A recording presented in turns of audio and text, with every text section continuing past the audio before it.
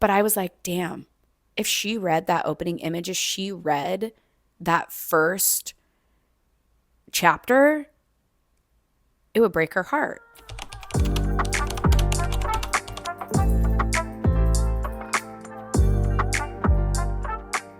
I'm writing my memoir turned young adult dystopian fantasy, and it really is a survival story about a young girl, me, escaping poverty. And when I've been writing the story, and I feel like when you read the story, it's very easy to look at her parents and consider them villains. And I know that because, in a way, growing up, I did that.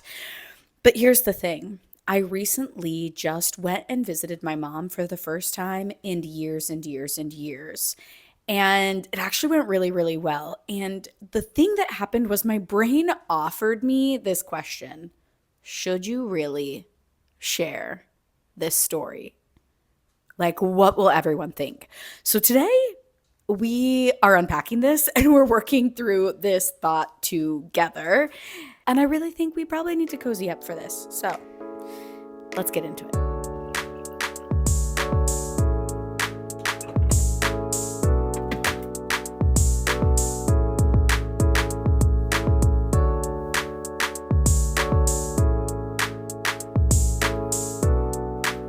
Okay, so we have this issue of I've been putting all of this effort into this story of writing my memoir turned young adult dystopian fantasy, putting my time and effort into creating this and being so excited about it, starting this process with all of you, and then running into this moment where it's like, should I even be doing this? And I feel like in order to think through this and solve this, there are a couple things we need to think about. First, why did I even want to do this in the first place? Why did I want to write this book to begin with?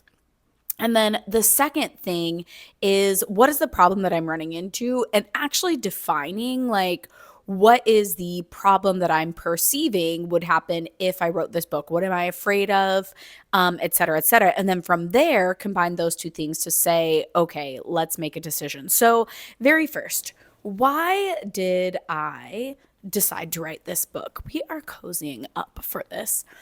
I wanted to write this very specifically because, and I guess also the third thing is like, or I guess that's kind of like, what do I think is the problem is what is the content? But why did I want to write this book? I wanted to write this story because as an educator previously, one of the things that I thought was so powerful in helping kids is helping them be seen. And this is for all different ways, right? No matter what background you come from, stories are an amazing way to educate, to teach, to grow ideas, to expand possibility.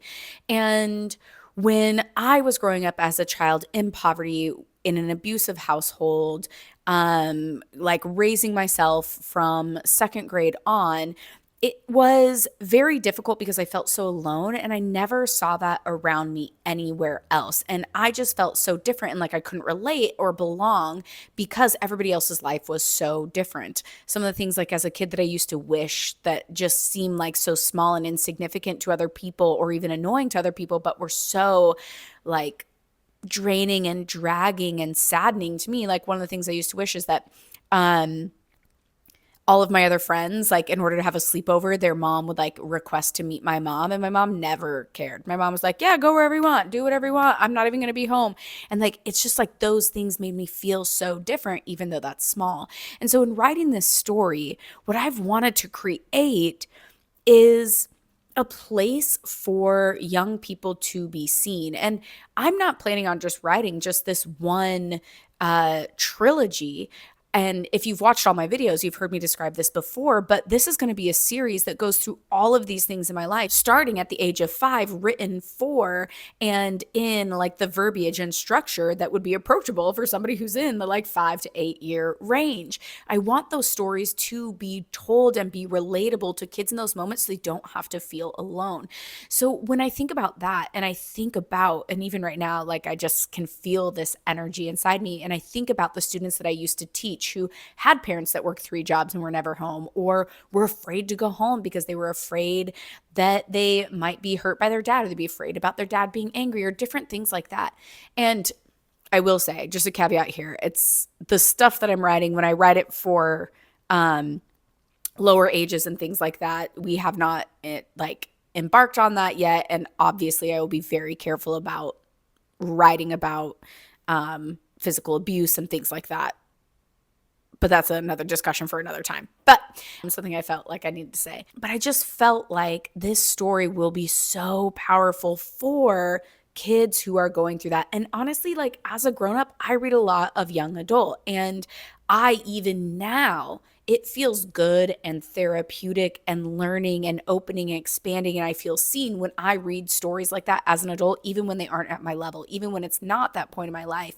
And I think that as an adult, that's one of the things that has helped me process so much. And as a kid, getting through the life that I lived, just reading in general. And I think that could even be one of the reasons why like Harry Potter was so important to me, because Harry was completely mistreated at home, and he was able to go somewhere, make a new life, and find new friends and create more for himself. And so it's like I saw myself in those characters, and that was really helpful. And I want to create that for kids to see and to have more examples of that. So when I think about this book, it's almost like when I read Percy Jackson, and I used to read that to my class as like a read aloud chapter book and work through it with them, I just think about how many young boys felt so seen by always being like the misbehaving one, or like having that ADHD, not being able to focus, the attention, all of those things just feel so powerful for kids to be seen and not feel alone, and then also see possibility of what could happen. And so I so badly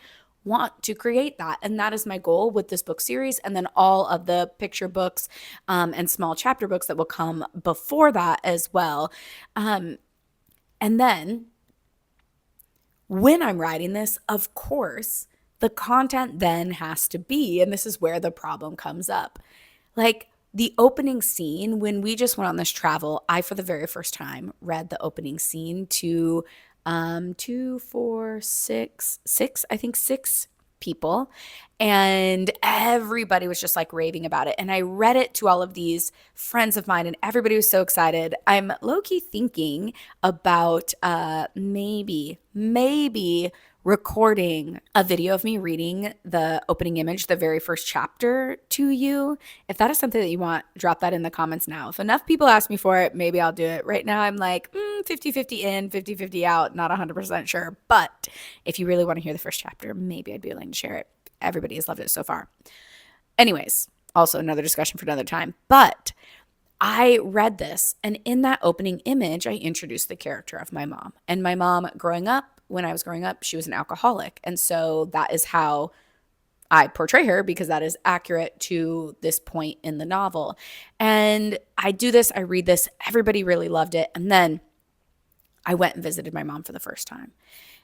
And just for a little background on that, my mom and I have not been close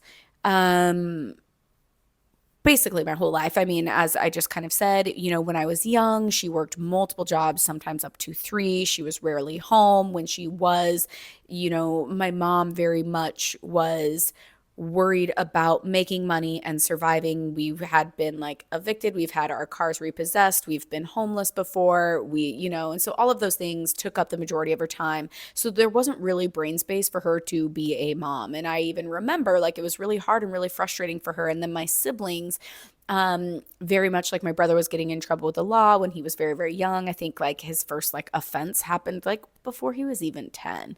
And so there was a lot that my mom was concerned with. And so general love and parenting and care was not part of that. I made my own meals starting around like 8 years old.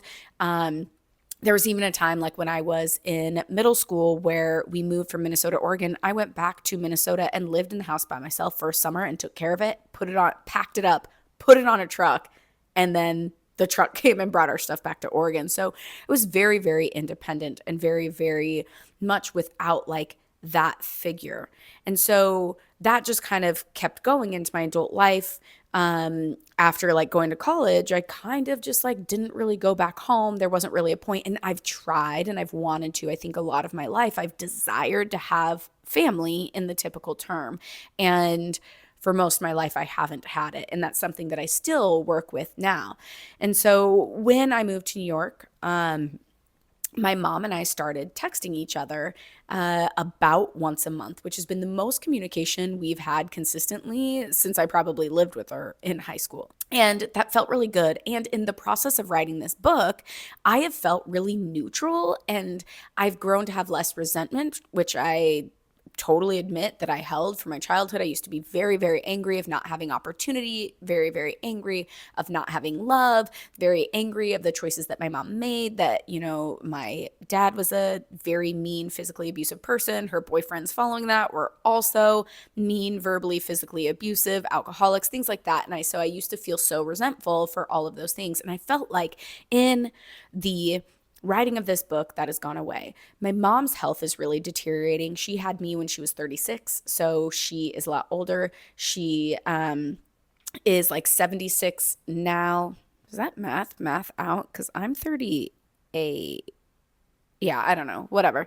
But her health is deteriorating. Her husband passed away a couple years ago, and I think since then she has been trying to, like I said, we've been texting more and reaching out more. And so when we were in Oregon, John and I had the conversation. We decided that we would go and visit my mom. And because I'm in this place where I feel very neutral about it, I really wanted to go and do it, thinking like what I don't want to happen. And before I really came to terms, and I've been coached on this so many times from my lovely and amazing coach, but you know, what would happen if my mom passed away since her health is deteriorating? How would I feel if I didn't see her, et cetera, et cetera. And before I felt fine. But now after writing this book and after having this communication, I was like, I think I'd like to experiment seeing her, because it's very possible the next time I see her is like an emergency thing, like you got to come to the hospital type of thing. And I realized that I didn't want that feeling. So we actually it's a 3-hour drive outside of Portland to go see my mom.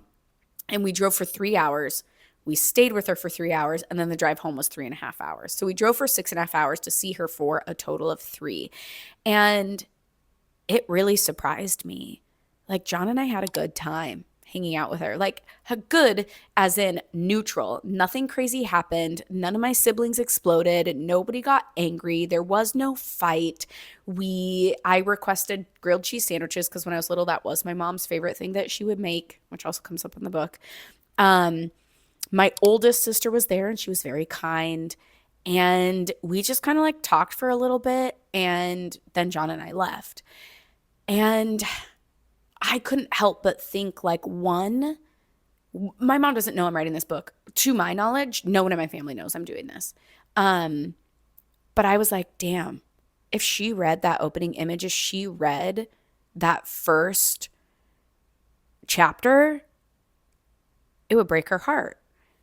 And I am aware, and I believe that my mom already holds a lot of regret for how she raised her children, her lack of what I think she would say ability to provide. I think there's probably a lot of other small things that she regrets, or maybe things that she doesn't remember. But I remember her specifically looking at me saying she was tired and done being a mom. And I think I was 7 or 8 at the time. And I'm sure, like, if that is a moment that she remembers, that she probably holds so much regret for it. And those are not things, it's not like we've ever done family counseling or anything to, you know, walk through this together. And so I just realized, like, part of me wants to see my mom again, which is a brand new feeling for me that I've not had, that, like, in forever, because I used to, when I did want to see my mom, it was very graspy, like wishing and dreaming and hoping for a family that didn't exist. But now, like, neutrally, the way my mom is, who she is, all the baggage, all the whatever, I want to see her again. And that's a new feeling. And I think so now I didn't have this feeling of, not that I didn't care about her before, but this 3 hours has created this closeness that it's like, dang, I could hurt her feelings. Like, in my mind before, she was never going to know. She was never going to read the book, whatever. Like, it was never going to happen. But now it's like, oh, my brain goes, what if you do start hanging out with her? What if you do tell her she's writing the book? What if she does read it? What if she does hate you because of it?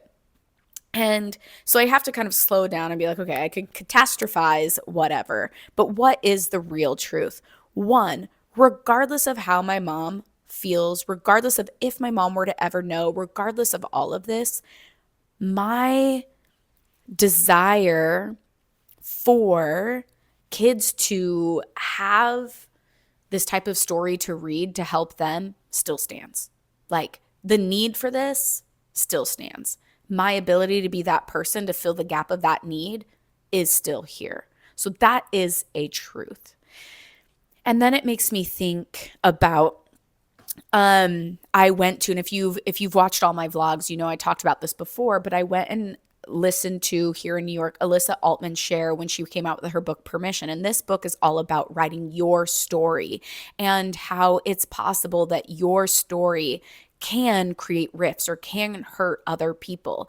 But the thing is, this is my truth, and I am still writing it in fiction. So there are things that are expanded upon or whatever, but this is my truth, and this is my life. My childhood is my story to tell, regardless of any of that. So there is this, I don't ever like the word entitled, but there's this ownership that I have over my experience and to be able to share that in any way. And I've also been reading The Genius of Judy, and this is all about Judy Blume's books. I'm so inspired by reading this because the thing that Judy Blume did so well is she just told real life. She told real life in the way that people could relate to it. And she modeled a lot of the stuff that she wrote about her own experiences about being a mom and a wife and like what she saw that children were going through that wasn't being told to be related to. And it's like, that's so powerful and that's so important. And this book talks about the impact that she had on kids and how they were so thankful that they read those and that they felt seen by her and that it was so valuable. So part of me is like, I have a responsibility to do this. And I think the only reason I wouldn't write it is to protect my mom and to protect my mom's emotions and feelings, which is completely valid, right? That I would want that. And simultaneously, I want to help hundreds and thousands, millions of kids. And I think the truth is, well, one, of course, my story is fantasy, but the truth is, it's just the truth. And the truth is, I'm not responsible for my mom's feelings. Those aren't mine to hold, right?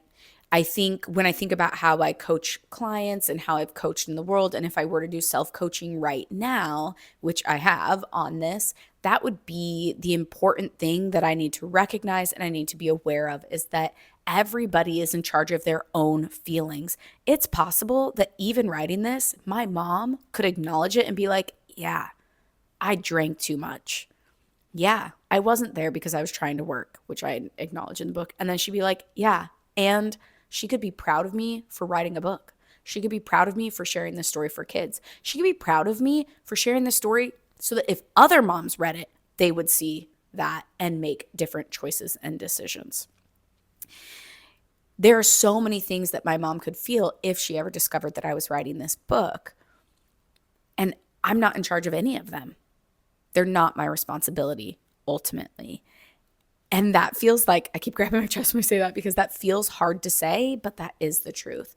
I get to choose how I feel, and every single person on the planet gets to choose how they feel in response to whatever stimulus is around them, right? Like, the biggest reason why this book would hurt my mom's feelings is because she would feel guilt. And that's a feeling she already has, right? And that's a feeling that comes from her actions. So it would be radical responsibility on her part to process that and work through that if that happened. So while that feels hard, and while if this book was ever discovered, it would be a catalyst for her to have to face that and do that work, in this moment, my thought is, wow, how beautiful that would be if my book was a catalyst for my mom to be able to process her guilt. And then if this is the last few years on the planet that she has, what if she left this planet not holding guilt and resentment after like reading and processing this, knowing that her kids, or at least one of her 6 kids, has processed it to neutrality and feels fine? That would actually be pretty amazing. And that's a possibility too that I didn't even consider until I started making this video. So I think all of these things considered, I have to consider my role. I have to consider the importance of this story and what it can do for other people. And I have to make my decision from that. And from there, in this moment, that means I'm moving forward. That means I'm still writing this story. And I know I've talked about this before. One of the things that I have considered along or that I have made part of the plan for a while. I came up with the idea when I did the writing getaway in Portland, but I have been so much wanting to create a prequel for this, which is how my mom came to be and how this thing in the story called The Withering, which represents poverty, came to be.